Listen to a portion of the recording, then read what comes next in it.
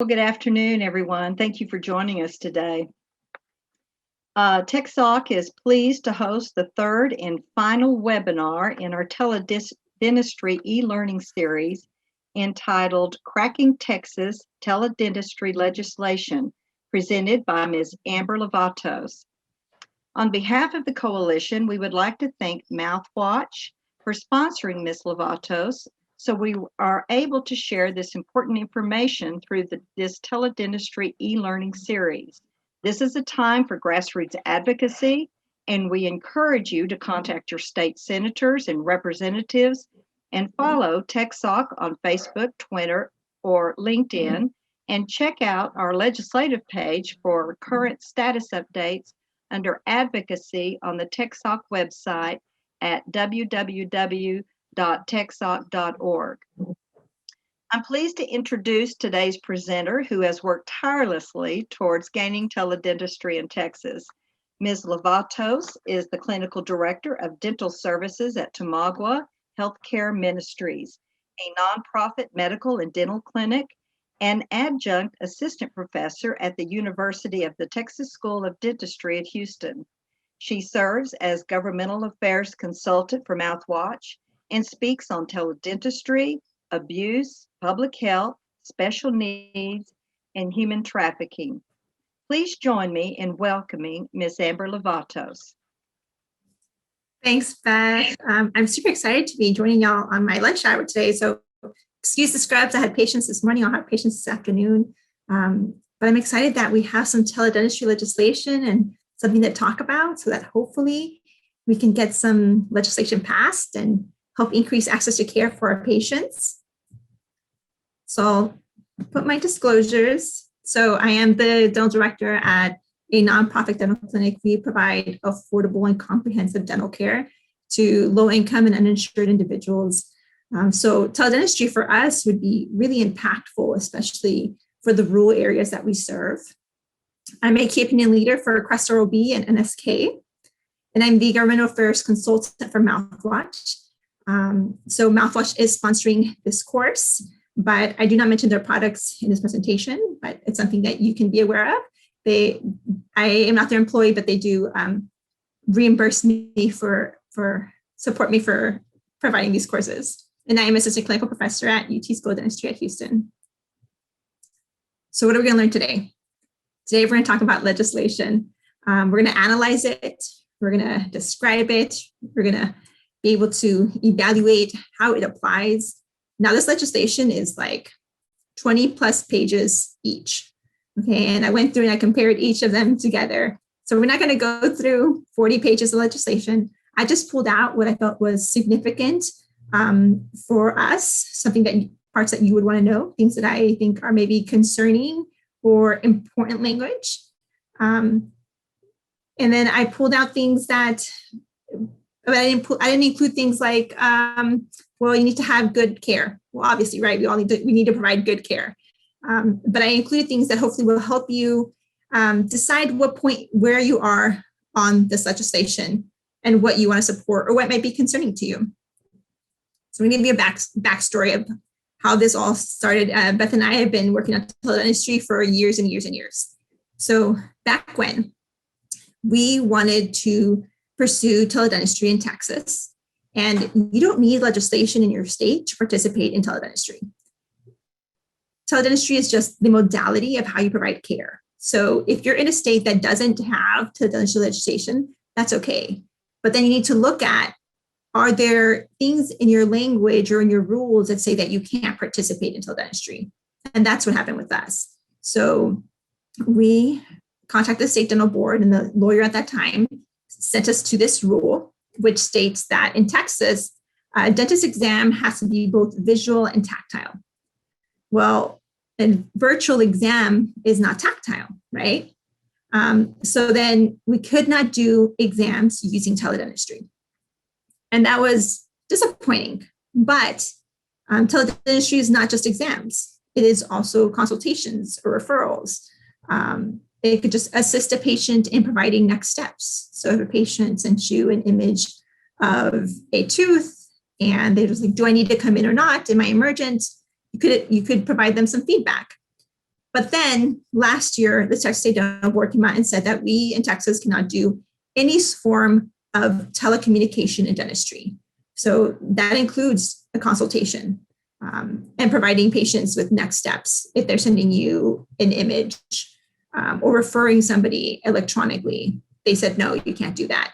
And I know there are a lot of groups that do that. They'll have patients, especially like in ortho, they'll have them take intro images of themselves and then send them to the dentist, and the dentist gives them, kind of a consultation and maybe next steps, not a treatment plan, not a diagnosis, but a starting point.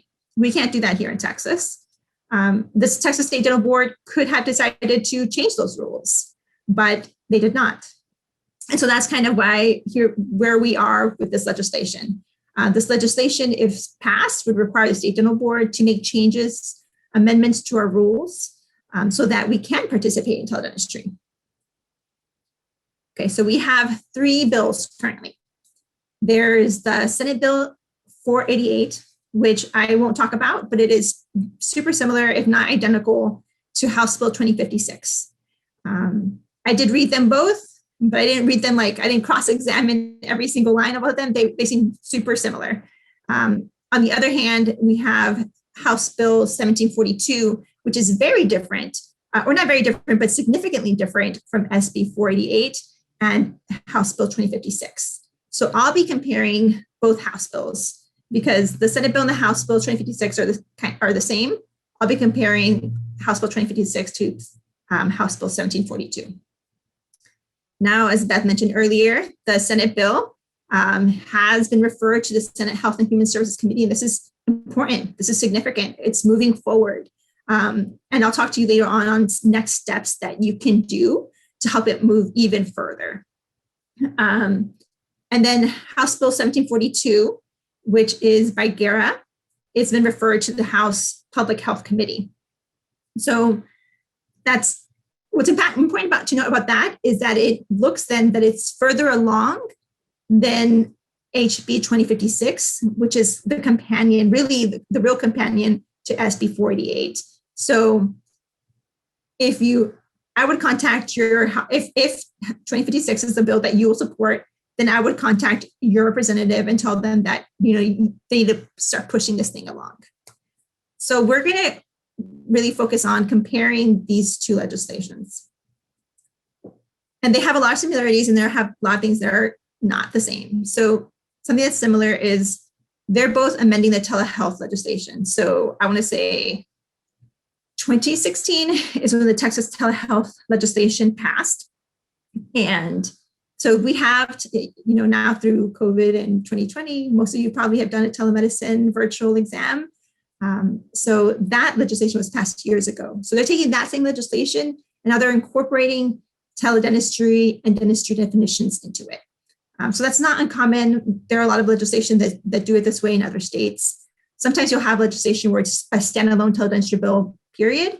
And sometimes you'll have a telehealth bill that'll include dentistry. And that's what we're doing here.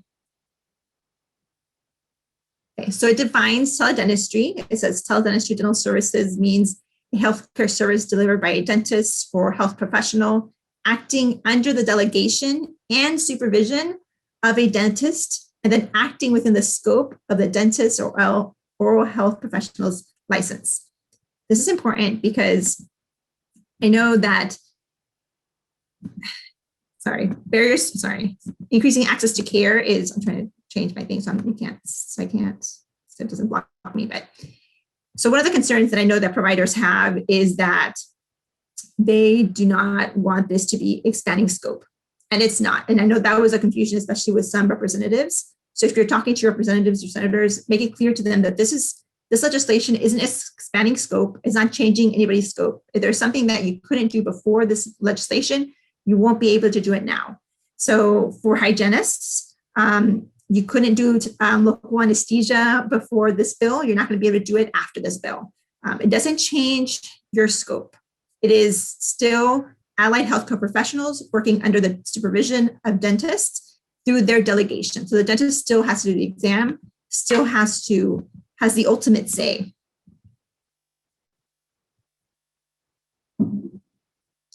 One of the things they both have in common is they both say they have to provide quality care. Well, obviously, right? We want to have quality care.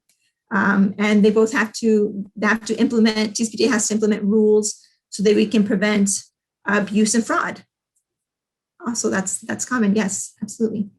And then they want, I put a little asterisk there, adequate supervision of allied health professionals. And this is where the two bills start to differentiate. So for House Bill 2056, which is the one that's a companion of SB 48, it says that the Texas State Dental Board will establish the number of healthcare professionals that a dentist can supervise. So if you have a dentist and they are going to get into a collaboration with a hygienist, then it'll be up to the State Dental Board on how many hygienists that dentist can supervise. I'll say that in all the legislation that I've read, the most common number that I see is 5, which is why HB 1742 is concerning to me, because it says that it established that dentists may only delegate to 2 health professionals. So no more than 2. That's pretty limiting. I think like even in general practice, a dentist will supervise more than 2 hygienists at a time. And I understand that there is the distance, right? You're in a different location, but 2 is not the norm that I have seen in other legislation in other states. So that is, I think, a very important point to remember. The legislation, but both agree that a teledentistry exam will count as a patient-provider relationship. There will be a patient-provider relationship established if you're using teledentistry, and that's important. They both allow for asynchronous and synchronous communication in teledentistry. So some states won't. Some states say we only allow synchronous, and that's pretty the common language that they'll include. But this bill says that it includes both. So asynchronous is real-time communication, what you and I are doing right now, versus asynchronous would be if, as a hygienist, I'm collecting the assessment data, radiographs, images, and then I'm sending them through a HIPAA encrypted software to a dentist, and the dentist at a later time evaluates that information. That's asynchronous. But in dentistry, we're in a good situation where both works really well for us. Asynchronous allows for flexibility for providers, versus synchronous allows less flexibility, but then it allows the patient to receive care the same day. Okay, so both bills also would like that within 72 hours of a patient being seen through teledentistry services, that their dentist be sent a report, and in that report, it would include what was treatment planned, what was diagnosed, what was evaluated, and any analysis. So this is not, I haven't seen this is not a common language that I've seen, but I don't anticipate this will be very difficult. If you're participating in teledentistry with your primary care dentist and you're just expanding the location of where your patient is, this really wouldn't be impactful to you. This would be more impactful if you're in a situation where you're just doing emergency care. You did a limited exam for a patient who's maybe not your patient of record, and they belong to another dentist, then you have to send them that information and what care you provided and what was the diagnosis. House Bill 2056 clicks bill goes on to add that there's an exception to this. The exception is that you do not have to send digital 3D scans of teeth that do not affect the hard or soft tissue. That those don't have to be sent to the primary care dentist. I'm not sure why this is included. I think this is probably a question for the author, for Click, because to me, it's not something that's a common language that I see. But a digital 3D scan of teeth that does not affect the hard or soft tissue. Does this mean teleorthodontics and do-it-yourself ortho? I don't know. So that's something that I would definitely ask your legislators or representatives when talking to them, like, what does this really mean? Okay. And this is really, for me, the biggest difference between both legislations. So Guerra's legislation, House Bill 1742, says that when you're getting into a relationship with a patient and you're providing care through teledentistry, at your first visit, you have to tell them that they are limited in the services that you provide through teledentistry. You have to tell them about the limitations. Not only that, you may only provide teledentistry services to the patient for 12 months, unless the patient has an in-person exam within that time. So, and they include, unless a dentist performs an in-person tactile and visual examination. So that rule that we have, they still want to keep that incorporated. This is really concerning to me because it kind of defeats the purpose, right? If you're coming in and you're having a virtual exam and we do a comprehensive exam and we find that there's a need, that the patient needs a filling, well, the patient would have to go see that dentist. We can't virtually do fillings, right? And the hygienist that's not within his or her scope. So they would have to see a dentist. That is not,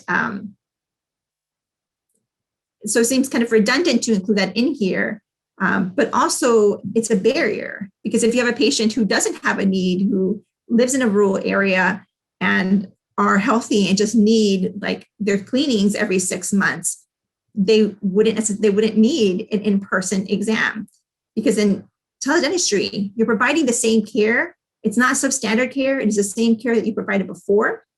Now, granted, if the dentist needed to see that person in person, they could. That is within their right.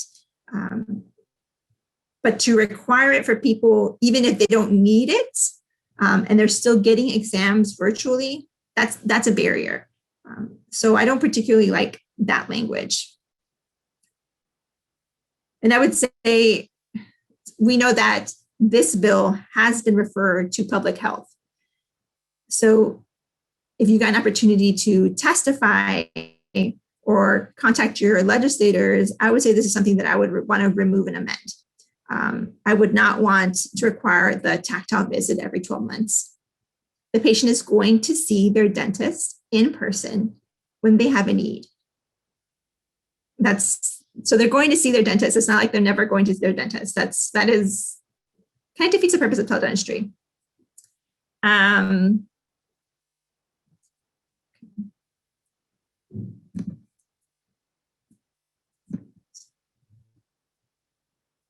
Somebody said exactly. I don't know where the exactly was, but thank you. Okay.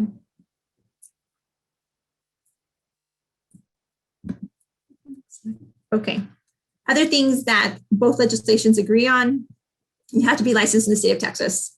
This is very common language now because before that was unclear and people were like, oh, well, my patient's in Texas, but I'm in Arizona. And so I can only be licensed in Arizona. No, I mean, it was common sense and it was something that we taught that you need to be licensed in both states. So there's safeguards and like if there was an issue where a patient was here in Texas, but you were in Arizona and you were only licensed in Arizona, and the patient went to the Texas State Dental Board and said, hey, this dentist, I had a problem with them. And the state board could say, well, they're not licensed by us. And so then they don't have a power over that provider. And the patient went to the Arizona State Board and the Arizona State Board said, well, this patient, this care wasn't provided here in our state, so it's not within our jurisdiction. So this is why it's important. The provider needs to be licensed in the state that we're in, and we're in the state of Texas. So I guess another good thing is, especially of us who care about the number of providers in our state, Texas is a little bit more restrictive. We don't provide waivers for licensure here. It is difficult if you're coming in to get licensed through credentials. It takes longer. So they really would have to work a little bit to become providers here in Texas. The legislation also says that just because you are providing care virtually or through teledentistry does not mean that you can impose higher standards. The care that we are providing, it's already high standard. It is not substandard care. It's just a different modality of the care that you already provide. So the state board would not be allowed to implement higher restrictions. And you'll have the same licensing requirements. There's not going to be an additional test or certification that you need to do. Now, that's also up to the state board. The state board could also decide that they want to make everybody who participates in teledentistry register with the state. That's a possibility. But this legislation says same licensing requirements. And then the Texas State Dental Board wants the Texas State Board of Pharmacy to create guidelines for how things will be prescribed, and on their website to include frequently asked questions. So we'll go to the next big difference between these two legislations. So HB 7042, or Guerra's bill, says no controlled substances can be prescribed using teledentistry. Okay. And if you look at the DEA says that, yes, if nationally says that you can prescribe controlled substances, but you have to do it through a virtual real-time encounter, and it has to be for a legitimate reason, which obviously that would be the only reason that provider would be prescribing something, right? Okay, it says patients will be contacted to patient. Okay, so this is the next thing that HB 7042 would like, is they want, if a patient has a limited exam, so an emergency exam through teledentistry, then that provider is required to contact that patient to schedule an in-person visit to care for that tooth, for that problem, within 6 weeks. I don't think this is unreasonable, right? Obviously, if you did a virtual exam, I imagine that after the virtual exam, you would say, hey, you need to come in so that we can take care of this problem. And so the wording says that you have to at least attempt to contact this patient to schedule them for care. Now, CLIC's bill is different. HB 2056 says that you are allowed to prescribe controlled substances, but only for 5 days. And I think that the reason they did the 5 days is so that it would allow the patient time to get into the office or the provider to be able to see this patient, and so they wouldn't be in pain during that time. So that's really the big difference. One is saying none, and one is saying 5 days. So they're including some restrictions. I did hear some rumors that they might be changing this to 2 days, but I haven't seen that yet. I think this is also really important. So, like I said, scope of practice is important, right? Like we like me as a hygienist, I treasure my scope. My husband as a dentist, he treasures his scope, right? We all want to stay kind of where in our line.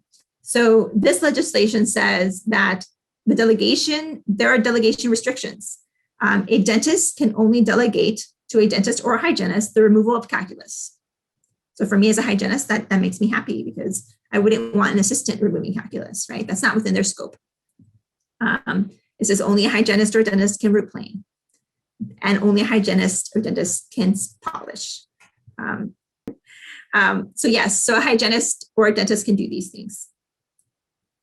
And then it goes on to say the same things for dentists. So only a dentist can do a comprehensive exam. Only a dentist can do cutting or surgical procedures. Only a dentist can prescribe drugs. Only a dentist can do a final impression. Only a dentist can administer local anesthesia. And I do think that this language is important. Well, I know there are a lot of hygienists who want local anesthesia and support local anesthesia. I think it's important that there is clear language so that it is clear that this bill is not about expanding scope of practice. It is not about adding additional services. This bill alone is for teledentistry, a different modality of providing the care that you already provide. And so making that clear, I think, puts people at ease. And so for me, for those reasons, I like that. I really like this portion. It says that we will be allowed to participate in alternative settings. So not just in brick and mortar, not just in schools. We'll be able to include it in nursing homes. I mean, how significant is that? That's important, especially right now where, if you work in nursing homes, they're making you get COVID tested 2 to 3 times per week to be able to go into the nursing homes and provide care to these patients. It's difficult. If we could give an intraoral camera to the aides and they send us information, that would be impactful to help us get in there sooner. It can be able to done in patients' homes. Now that, to me, is very significant, because that's very general, right? In a patient's home. There are some states that'll say that it can only be done in school settings. So being able to do this in places such as patients' homes, that really expands it to almost everywhere. It can be done in schools, in state institutions, public health clinics, and other institutions under the supervision of a supervising dentist. Again, the dentist still has the ultimate say and power. We work under their delegation, but we would be able to do it in different locations. And I think that's amazing, especially for somebody who works in public health. I especially love this language, and both bills include this language. Okay, so this might not seem like it's important, but it's important. So this bill defines the originating site, because it's just going to have to stay off, as where the patient is. So, and then there is the distance site is where the provider is. So this is important because there has been history in other states where lobbyists have tried to change this and make it so that the originating site is where the dentist is or where the provider is. So then if your patient's in Texas, but the provider is in Arizona, then it belongs to Arizona. And so then it allows them to come in and provide care, even if they're not licensed here, which is not what we want, right? It allows them to really provide care from anywhere. We want to make sure that our patients are safe. And where are our patients? Our patients are in Texas. So the originating site is where we are here in Texas, where our patients are. So I really like that they included that in there. And so the distance site is where the dentist is, whether they're in Texas or in another state, regardless, they need to be licensed in Texas. But that patient belongs here. If we look at reimbursement, this is really the important thing. So before, if you were in a state that didn't have teledentistry legislation, it didn't mean that you couldn't participate in teledentistry. You could, but you maybe wouldn't get reimbursed for it, right? Because Medicaid and insurance companies aren't required to reimburse you for it. This legislation includes that Medicaid and private payer insurance have to reimburse for these services. And then the other thing is that as long as your state didn't have any restrictions, right? And during 2020, a lot of insurance companies did come out and say, like, there's no legislation in your state, but there are also no restrictions for you to be able to participate in teledentistry. So we're going to still pay you. We're going to reimburse you for providing limited exams. And in Texas, we can't do that because we have limiting language and because our state board has said we cannot participate in teledentistry. So it does include Medicaid reimbursement. I'll tell you what it says. It'll reimburse providers. So that's great, right? It requires reimbursement. It says that Medicaid sure encourage teledentistry, but it's not going to require you to use teledentistry. So if you're a dentist or a hygienist and you don't have a want or desire to participate in it, you don't have to. It's encouraged, but you don't have to, right? But this is important. The insurance company or Medicaid cannot deny reimbursement because the service was virtual. Because again, the care that we're providing is the same care that you provide in person. It's not any different. So you should be paid the same. You cannot be denied payment. And the next thing it says is that they cannot limit, they cannot deny, and they cannot reduce the amount of reimbursement just because it's virtual. These are very, very important language. And because even though I work in public health, I know the importance of being able to still run a practice, especially like a nonprofit, and the business side of it, right? We need the money to be able to provide more care to more people. The other thing that they both include is in Medicaid is that they can have two providers. So you can have your primary care provider, a primary care dentist, but then also, let's say you had an emergency, you could have an additional provider to that, who then provided your care using teledentistry, and that would be okay. You wouldn't be limited to one person, but you would have a primary care provider. So then private payer insurance. So there are two types of legislation. So our legislation is good that includes both private payer insurance and Medicaid because it doesn't necessarily have to. It could have just included the rules and Medicaid and not the private payer, but it does include private payer, which is insurance companies. So it's going to require insurance companies to pay you for services that you provide using teledentistry. And they cannot deny or limit payment, which again is good language. They can't increase the copay. And I think that is good to include because again, it's the same thing versus it was in person or virtual. You're still providing the same care. So the copayment, your patient shouldn't have to pay more and you shouldn't have to make less. And they can't exclude payment just because it's a virtual service. What they won't do, they're not going to pay you if you're just sending an audio only, or if you send an email. That doesn't count as teledentistry. They're not going to pay you for that. And they cannot have a separate deductible. So just because they're using teledentistry services doesn't mean that now they have to pay an extra deductible for this. This legislation says that that's prohibited. And that's important because we don't want to discourage patients from using teledentistry services because it's going to cost them more, or discourage dental providers from using it because they're not going to make as much money. The insurance companies also cannot increase or impose annual maximums. Like now your maximum has gone higher because you're using teledentistry services. No. Okay. So if this legislation passes, then the Texas State Dental Board, they're going to have to come up with the rules. They're going to have to implement this, right? This legislation hopefully will pass. They'll see it, they'll read it, they'll interpret it, and then they'll decide to implement these rules. So even if it passes this legislative session, the board has until March of 2022 to implement rules. So I'll say that we are in a good situation because if this legislation passes, for hygienists in Texas, they work under general supervision of a dentist. If hygienists in Texas work under direct supervision of a dentist, then that would mean that we really couldn't participate in teledentistry because you have to work on site with the dentist. This map tells you kind of an array of things that hygienists can do in the United States. But in Texas, you see at the bottom, we can do hygiene services like prophies and sealants and SRPs, and we can do those under general supervision. So if our dentist performed the exam virtually and I was in a different location, I could at that time provide services like a prophy, fluoride to my patient. Okay, so what are the next steps for you? I would contact your legislator. And if you don't know how to do that, I can tell you. You go to this website, it's called whorepresentsme.com. You put in your address and it'll tell you who your legislator are. So you need a senator, and you need a representative. So for the Senate, you need a senator.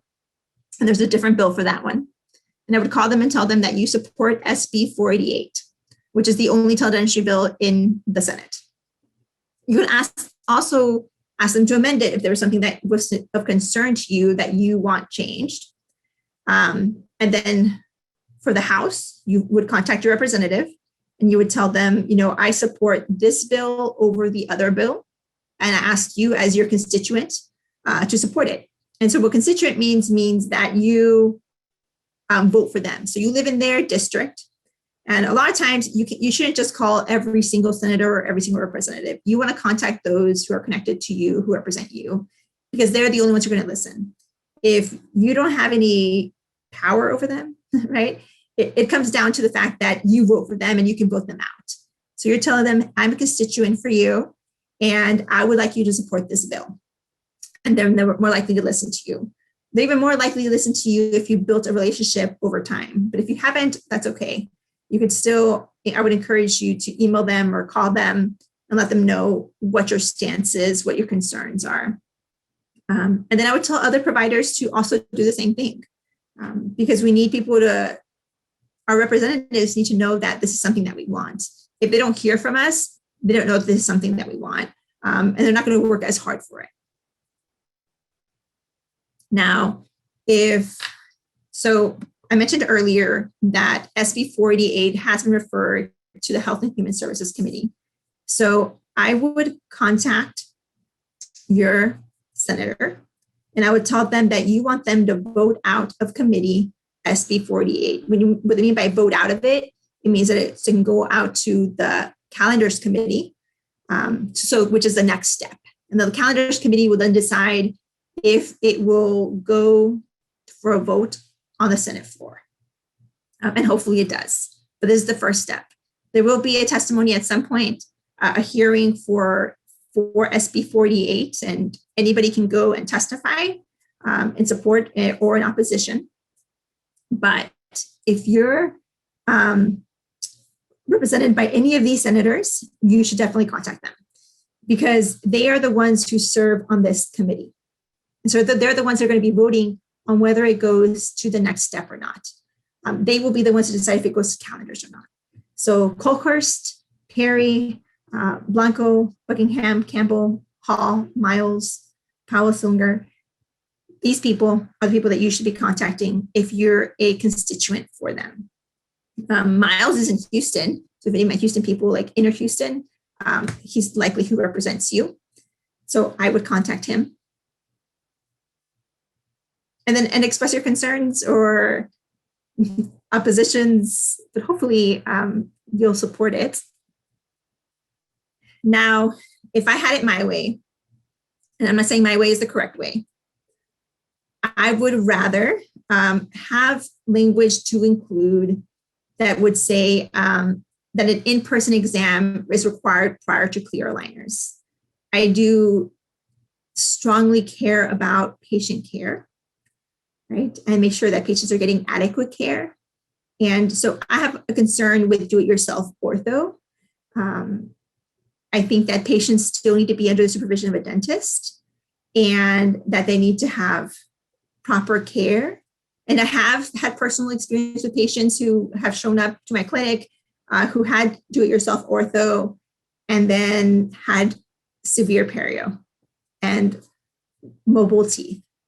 They obviously did not need do-it-yourself ortho, and they went ahead and did that. So I think that if before clear aligners, they should have to see a dentist in person for that purpose. I don't think that we need to do an in-person exam for every single patient, especially if they're just receiving preventative care.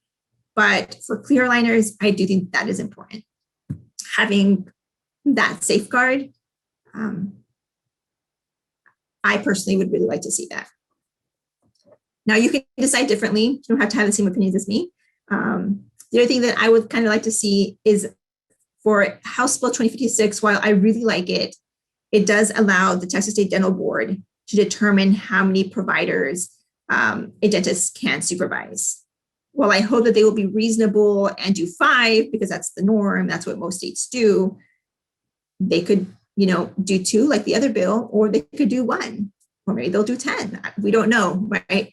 And for me, I would like to kind of have it already outlined instead of up in the air. So if I was to suggest an amendment, those would be the 2 that I would suggest. But an amendment also means a slower process. So amendment might mean that you send it back to a subcommittee for them to reevaluate and look at it again. And then we're going backwards instead of going forwards. And so I also understand that sometimes it's better to just say, like, if these things aren't significant and that important to you, then just say to approve it as it reads, and that you don't need any amendments. So you could contact your senator and say, Senator Perry, I'm your constituent, and I support House Bill 2056, and please vote for it as it reads. And that's perfectly okay. Okay, so I'm going to give you a summary of both bills. So House Bill 1742, which is Guerra's bill, mandates a tactile visit, which, like I said, I don't agree with. You might agree with that, and that's okay. And then it restricts delegation to providers to only 2 providers, which again, that's not the norm. Prohibits prescription of controlled substances. I don't really have an opinion about this. I'm not a dentist. So, that's really, I feel like that's a dentist's opinion, not mine. Or for a dentist to be able to say, not where I should say. And they also require the board to conduct a study on how impactful teledentistry, if it passes, how impactful was teledentistry in increasing access to care in children who live in poverty, which honestly seems like a little bit of extra work. I'm not really sure why that's in there, but. And then House Bill 2056, which is the true companion to SB 48, says that TSBD will implement the rules. So we don't know what those rules will be, right? We don't know that it'll be 2 providers or more or less. And they say controlled substances for 5 days, prescription of controlled substances, and they do not mandate a tactile visit. So to me, that's really important. I don't think that you need the tactile visit for that purpose. And so if you're going to contact your representative, because the House Bill 1742 has progressed further than the Senate bill, than House Bill 2056, which is clicks. They had been referred to public committee, which means that they will be up for testimony and for a vote. And I would suggest that you ask them to amend this, to have delegation to 5 providers and not mandate the tactile visit, because then it kind of, honestly, to me, defeats the purpose of teledentistry. Because currently, if you're a hygienist in Texas and your patient, in Texas currently, you need to have the patient needs to have an exam once a year. So how is this any different than what we are already doing? So to me, that's a concern. That's one of the things that I would do if you're contacting about this bill. I would request some amendments. Versus the other 2 bills, I, for the most part, really would agree with that, and I would be okay with them passing as is. Okay, other factors to consider. So you may or may not know that currently the Texas State Dental Board is being sued. So more backstory. Prior to the telehealth legislation passing in Texas, there had been telehealth legislation bills that had come forward that had failed. And the Texas State Dental Board, Texas Medical Board was then sued, I believe by Teledocs, for restricting trade. And after that, and they won against the Texas Medical Board. And after that was when the telehealth legislation passed. So now we have kind of the same situation with Texas State Dental Board, because the Texas State Dental Board could have decided to amend that rule requiring the tactile visit.